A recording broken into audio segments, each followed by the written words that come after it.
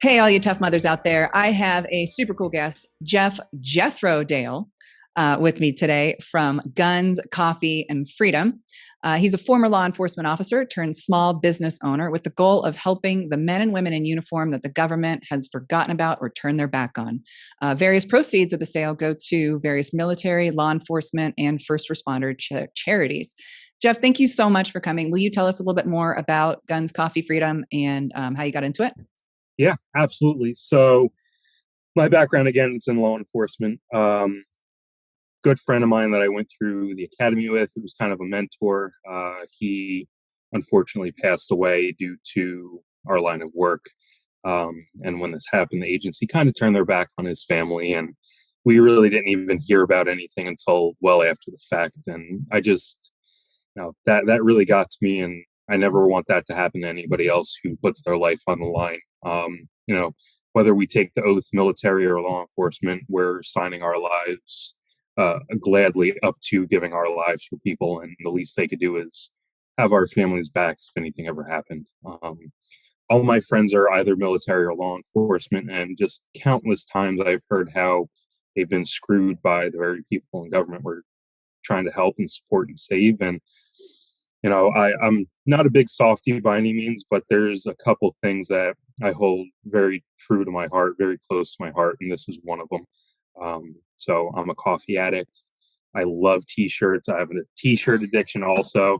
And a lot of my friends are the same way. So I had a bunch of designs that I liked and met a bunch of really cool people, and kind of came up with coffee as well. And just decided that I wanted to sell as much as I could, because the more I sold, the more I give back. That's awesome. I love that people that have that heart for the men and women that serve us. I am forever eternally grateful to law enforcement and firefighters and the military. Man, they run in where everyone's running out, and that's just a super tough job, especially now where it's a super tough, thankless job. It is. It So is. it's And it really just kind of always follows us too. I've been out of law enforcement in the first responder field for a long time now, say about 12 years. And it's still like I still have that instinct to just help people.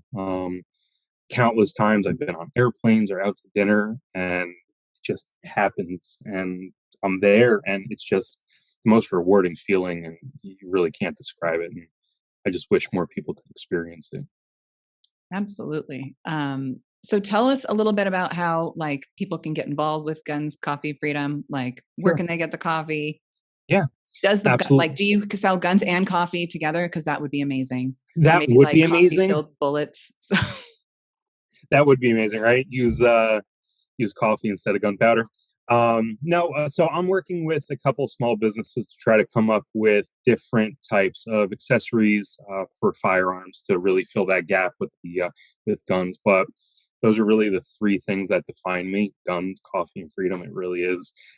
So I'm online, gunscoffeefreedom.com. I'm on Instagram at Guns Coffee and Freedom, or I'm sorry, at Guns Coffee Freedom. But some of the businesses and charities I work with are all veteran or law enforcement.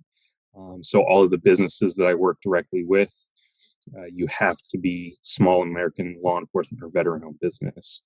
My coffee is roasted by a disabled Navy SEAL up in Boston. Um, my pens are made by a disabled Army veteran. My coffee scoops, which are going to be released at the end of this month, are also 3D printed by a disabled Army veteran. And my hand carved wooden flags are made by a firefighter chief out in Virginia. My goal is the more product I can sell, the more product I can buy from them, which is just churning that wheel. And if anybody wants to be involved, again, purchase anything, any of the coffee or apparel on my website, gunscoffeefreedom.com. And some of the charities I work with are Tunnels to Towers. So that's the 9/11 Foundation. I just released a 9/11 t-shirt for the 20th anniversary. 100% of the proceeds went to them. I didn't keep any of it. That's not something I should ever profit off of. And all that money needs to go right back to those families. And a friend of mine is Chris Tanto Peranto, one of the Army Rangers and CIA contractors who lived through Benghazi. I also donate 10% of all my sales to his charity, the 14th Hour Foundation. That's amazing. That's really cool. Thank you. So how did you kind of make that shift from law enforcement into this field? So I got out. I completely got out. I said I had enough of it. It's not even the people that are against us. It's like just every side, and just wasn't worth what we were going through, and there was just no help, and it was very frustrating. So I got out. I got into automotive sales, which is a very popular trend for law enforcement and veterans. We all just kind of, we use our type A, aggressive personality, and we do really well in automotive sales. And it's just, I was missing something in my life. I really was. I was missing that sense of service, a sense of helping. I really love it. And, at the age of 34, which I am now, and just all the people that I've met with these charities, and I always get the, hey, where did you serve? Were you SF, anything like that? And I say, no, it was only law enforcement. And I get a thank you for your service from them, and I get chills, and it doesn't feel right to get that thank you from them. So I decided that I was going to enlist in the Navy at age 34, and I'm on a journey to doing that now as well. Really? Uh-huh. That's interesting. Okay, Mhm. so law enforcement, retired 12 years, and now you're like, okay, now I'm going to go into the military. I've been 34. That's not young. I know. It's all downhill It from is. here. I'm so sorry, but No, it's coming for you. it really is. And I've been pushing harder than I ever have, and actually landed myself in the hospital for 4 days last week with this thing no. called Radbo Meiosis. It's Wow. when you're super dehydrated and you work out really intense. Your muscles break down and flake off in your bloodstream, poison your kidneys, causes renal failure. And I unfortunately, my old ass had to deal with that. My body's like, dude, you're not 18 anymore. Cut it out. But that's awful. Yeah. Sorry, I'm laughing, and it's like, dude. But it's all worth it to me. It really is. It's all worth it. And I said to somebody else when they asked, why are you doing this? It's because I want to get closer to the people I want to help. I have the law enforcement side. Now I need to understand what our veterans go through. I need to understand the deep-seated issues that our veterans are facing. And the only way I'm going to do that is if I put that uniform on with them. That's some pretty big dedication right there. Anytime anybody speaks about anything related to service or military or law enforcement, I get chills. Don't really know where it came from. It's not, like a tradition in my family. It was just, I lived up here in New Jersey during 9/11, and that was the first time I felt that. I don't want to say hatred, because it's not hatred, but just a sense of needing to do what's right for where we are, because we're the best damn country in the world, and I truly believe it. We just need to get our act together. I couldn't agree with you more. And I have so much respect for you and for law enforcement, for military, for everybody. And I do want to get to know more of them, but I do it from the comfort of my home with the podcast because I'm old. So I am too, but I still have a little bit of fight left in me. Go get them. Yeah. But try not to die in the process, because that's going to be a little bit harder now that you're getting up into that AARP. Oh, 100%. Yeah, no, I've already been told if I die, I'm going to get killed. My mom, she's like, if you die or get hurt, I'm going to kill you. I'm like, well, it's like, what happened to him in battle? It's like, oh, it was osteoporosis. Didn't see it coming. He just snapped like a twig. He just carrying a backpack. It was a light breezy day. Had to leave him behind. He fell over. He broke a hip. It didn't heal. It was a whole thing. Yeah. You know what? And I'm going into this just knowing I'm going to be just absolutely tortured and made fun of, but I'm gonna smoke these young kids. They're gonna be like, holy shit, grandpa's got moves, you got speed. Well, you've got a different passion pushing you, right? You've got the wisdom. I come from an old school. Yeah, exactly. come from that old school mentality, that tough mentality, die before I quit. And you're not seeing a lot of that anymore. And it kind of breaks my heart. It is a shame, but there are still a lot of people out there with that patriotism and that wanting to, like you said, do the right thing to serve our community, to serve our fellow American. I'm actually an immigrant, but I'm very proud to be an American now.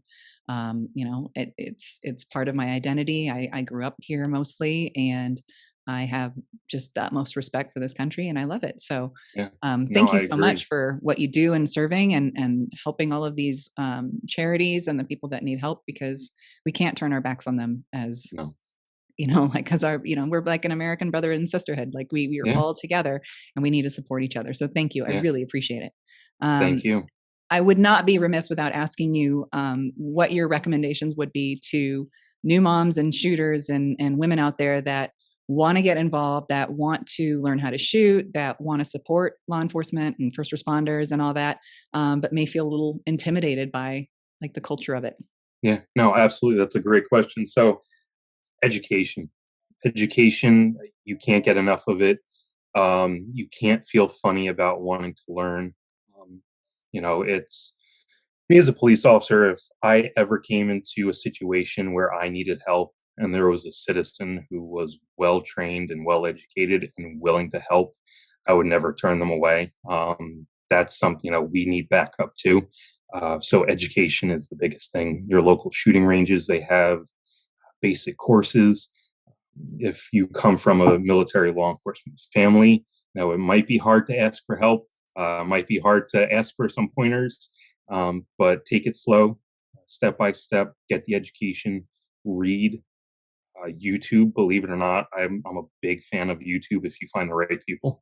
YouTube University is great. But no, if you have a shooting range local to you, they offer classes that are great for beginners.